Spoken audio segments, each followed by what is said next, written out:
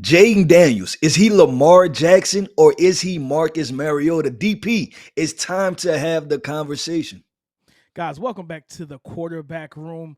I'm your boy Damian Parson with, of course, my guy Keith Sanchez, and we are getting into the 2024 NFL Draft prospect Jayden Daniels, quarterback out of LSU. Like Keith said, is he Lamar Jackson?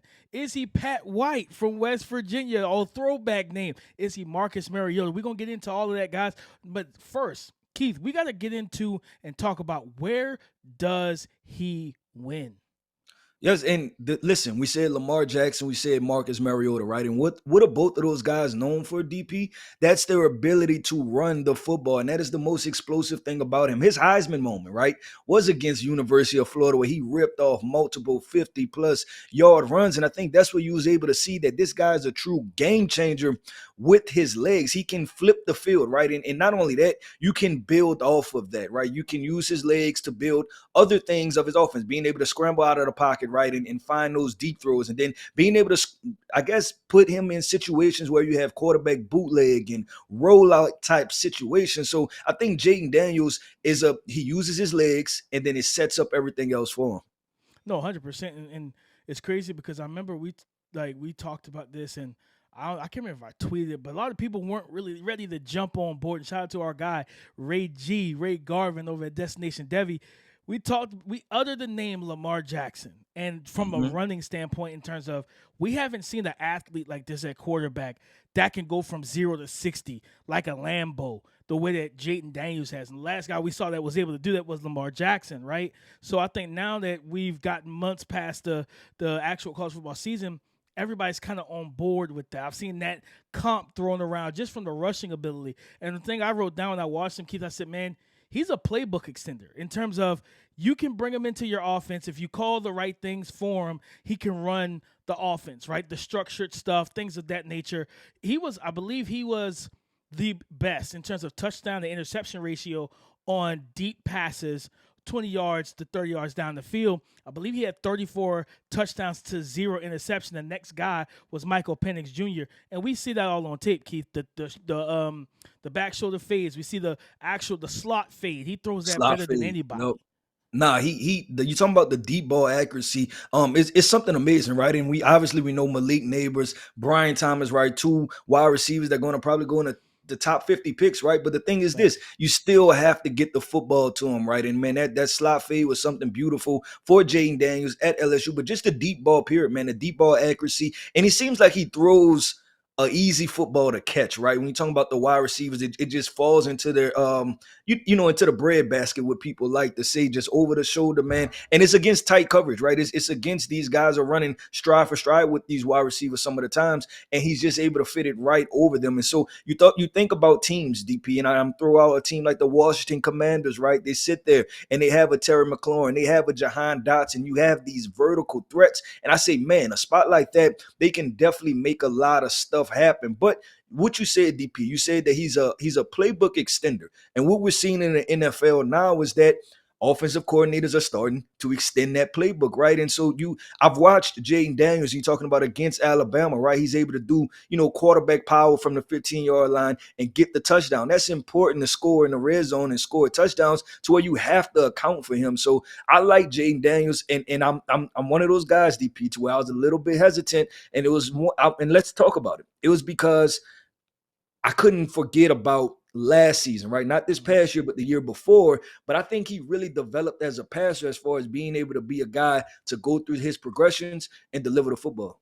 No, 100%. When you talk about a playbook extender, and it goes back to the old adage, right? Make the defense play 11 on 11. I always like, me, I like to tie my basketball and football together, Keith. It's like dealing with the Golden State Warriors. You had to, especially when they were like, KD was on the team. So you got to deal with KD, Clay, and Steph, right? You got to deal with all three of those guys. But before they had KD and it was Clay, Steph, and Draymond, what did teams do? We're gonna play 4-on-5 because Draymond can't score. So Right. it's like that with quarterbacks. I want a quarterback that you have to defend at the same time, and Jayden Daniels brings that. Not only can he create in the design, or he can hurt you in the design run game, but then it's like, okay, if you play in man to man, right? Teams love. No, teams really want to. It's it's so much better to be able to go and be physical and lock down receivers and just take away options for a quarterback, right? But when you have a guy and make the quarterback hold the ball and allow your rush to get there. But when you have a guy that can hurt, if you get out of your rush lanes, he can get out of the pocket. And not just get out of the pocket, he can then go 60 yards and outrun your DBs, outrun your safeties and your corners. That's a dangerous threat at the quarterback position, right? We've seen in the Super Bowl, right? What did they do late in that game? Kansas City Chiefs, Andy Reid dialed up what? A triple option Ooh. Yeah, with and Pat I think he did Mahomes it twice. I think he did it twice. twice with Pat Mahomes. You talking about beautiful play design? Yes, that's exactly where it's at. But let's transition this conversation, DP, because we could talk about all the running quarterbacks we want, right? But we know that hey, Colin Kaepernick lost in a Super Bowl. We know that Lamar Jackson has yet to be a Super Bowl. We know that Cam Newton lost in a Super Bowl. We know that Jalen Hurts has lost in a Super Bowl. So there are going to be some people that are going to have the conversation of, hey, yeah, it's cool and it's nice, but it's potentially a fad, right? This is Mhm. this is potentially the Wildcat all over again. I don't agree with that, right? But let's have the conversation about the concerns with Jayden Daniels as a player, and then also the big picture being a mobile quarterback. But let's start with Jayden Daniels first as a quarterback. Yeah, Keith, I think he's a guy that he loves the deep ball, to push the ball down the field. You said something earlier that he throws a very catchable ball. He's kind of that big play receiver's best friend, where he not only can get the ball to you, but he's gonna give you a shot to go make a play. But what you want, so he can hit the home runs, right? But what do we always talk about, Keith? And I think you talk about it the most: hitting the doubles, hitting the singles. And I think that's Yep. where I want to see him just be more. Not that he can't do it; it's just consistency, right? Like whether it's throwing between the hashes on a consistent basis, taking like look at the high low reads, come off of that high and chuck and get it down. Just check it down, get it to whoever, whether it's a running back, a quick slot receiver, option route, whatever. Quickly realize that hey, that deep ball is not the best option here, right? And come down to a more advantageous play. Typically, quarterbacks like this, the one thing I always talk to, anytime I get a chance to talk to these kids, I always say, listen, sometimes you gotta take the Tom Brady play, right? The boring play. What that Mhm. that little 2 yard hitch, take it, baby. Just hit it. 5 yards matter. 5 yards matter, man. So it's like 1st and 10. I'd rather be first. I'd rather on 1st and 10. I'd rather get 5 yards than get no yards. Now you're in 2nd and 5, right? Now the playbook is open and it's robust because hey, 2nd and 3rd and short, we can run. We can run the ball. You make the defense play honest. I think for him, just those things is where I really want to see him truly take that next step because I think he can play from the pocket. I do believe he can play within structure, Keith. I just want to see him play there for more consistency, and I think just improving as an anticipatory thrower. I think he does anticipate windows pretty well or on a solid basis, but I think there's some room for him to grow. And if he does that, man, you talk about the ultimate weapon at quarterback.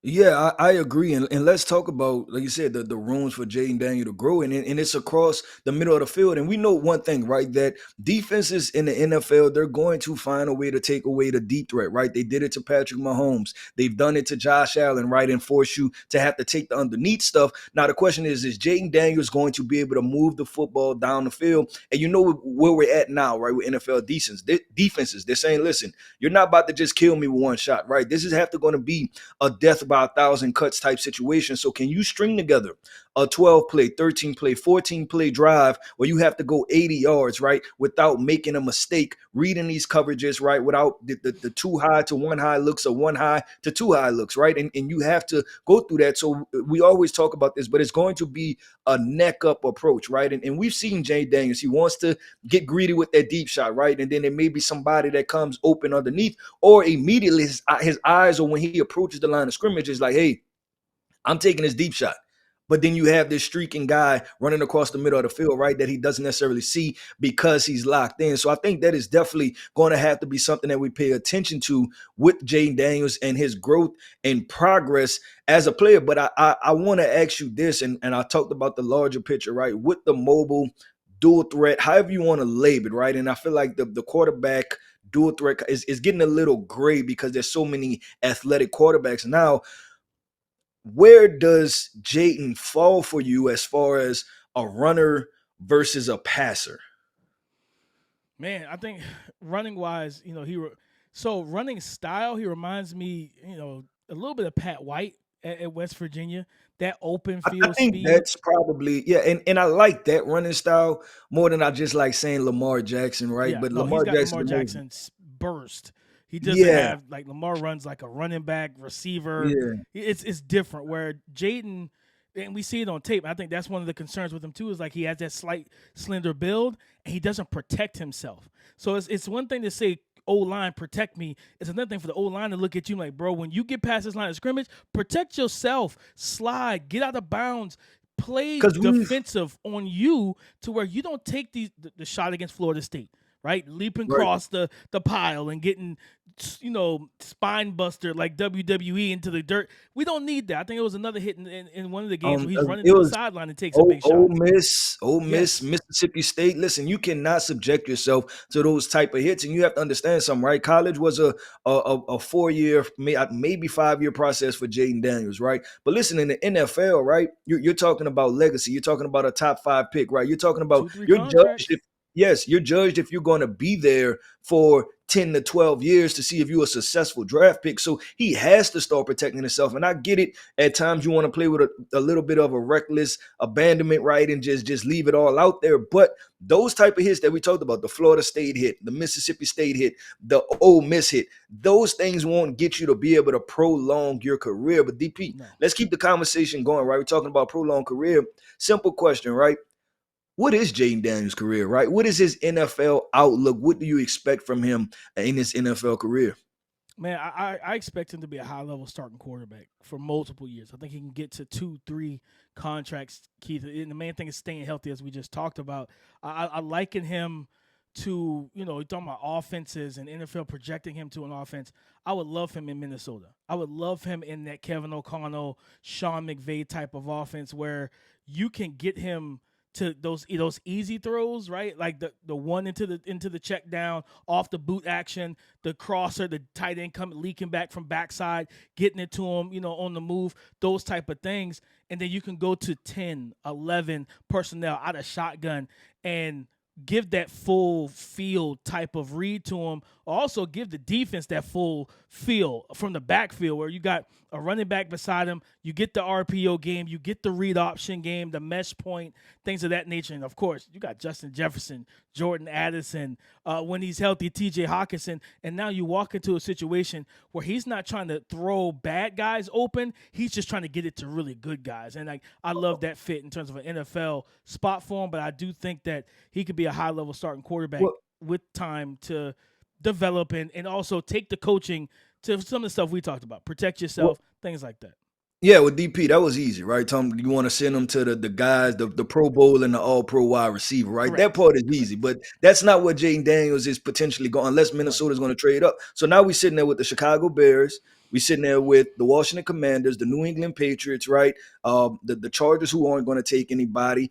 With the Arizona Cardinals who seem that they locked in with Kyler Murray. But I want those first three: Chicago, Washington, New England. Is there a spot that you like for him with that situation? Cliff Kingsbury runs the air raid, right? Chicago, I Mm-hmm. believe they hired the OC from Seattle, right? And then the New England Patriots, they seem like they're probably going to do a mix up. They're going to open it up some, but going to be a mix. So is there a spot that you like for Jayden Daniels in the top three? Because I'm going to be honest, I'm a little nervous about any of those spots when you're talking about a skill set, just because I look at it like this, DP, that we've talked about Greg Roman a lot, right? But one thing he's done, and we have to applaud him for, is those dual threat quarterbacks. He's done a really good job of introducing him to the NFL and getting him success.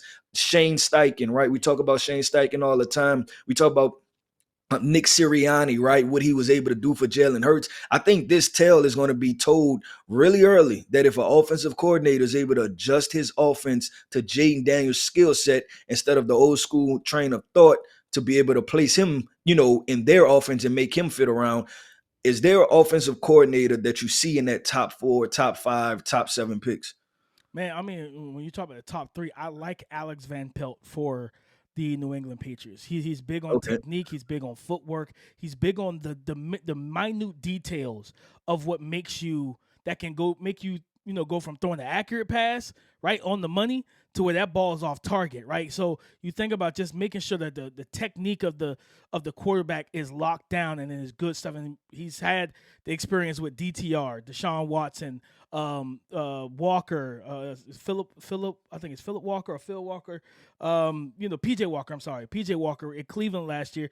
Then he had the most success he had all season with Joe Flacco. So he's dealt with different style kind of quarterbacks just in Cleveland, but he's also been with, I think, Aaron Rodgers in Green Bay. I think he's a QB friendly guy where he's going to do what it takes to get his quarterback successful, but he's going to ask specific things and demand specific things from his quarterback. And I think that's a good fit where if Jayden's mechanics aren't right, if he's not stepping in the throws, that front side shoulder is open and not closed.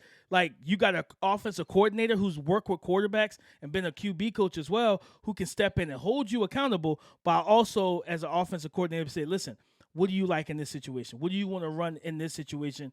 And those type of things. I think that should be that marriage for OC, for OC and a quarterback. But I think back to another team like in the top 8, Keith. I think him going to Atlanta would be outstanding because Zach Yeah, I think it Robinson, would be too.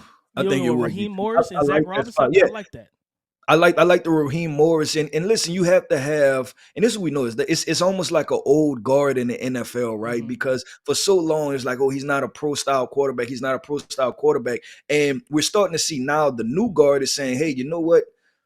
Just give me that guy and I can work with him, right? And I think Raheem Morris is part of that new guard to where if we move up and we get Jayden Daniels, I'm going to do everything in my power not to allow this guy to fail. I don't care how he's successful. Let's do what makes him successful so then we can be successful as a team. And I trust that thought process more than, like I said, placing him in my scheme and making him do what I want him to do, right? So I think it's going to be a very interesting conversation. And I think Jayden Daniels' career is probably going to be one of the most polarizing careers, probably right after Caleb Williams, right? Because we've had our conversation about Caleb Williams. But, man, listen, I want to say thank you, man, to everybody who tapped into this show, man. This was a fun show, Quarterback Room. Yes, we were talking all the draft prospects, the rest of the draft season. So make sure that y'all tap in with us each and every single episode. And like we always say, man, like, comment, subscribe. Let us know how you feel about these quarterbacks and where you think they should go to have the ultimate success.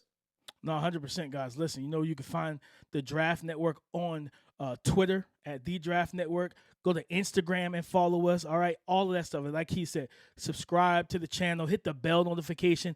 So it's draft season, baby. Hit the bell notification so you're notified every single time we drop hot content on this channel. We have player interviews, playlist of player interviews from when we were in Mobile at the Senior Bowl. Go check those out. Get into the archives, guys. But we are back and we are live and active. So listen, I'm Damian Parson. That is Keith Sanchez. And remember, guys, everything with the NFL draft starts here at the Draft Network.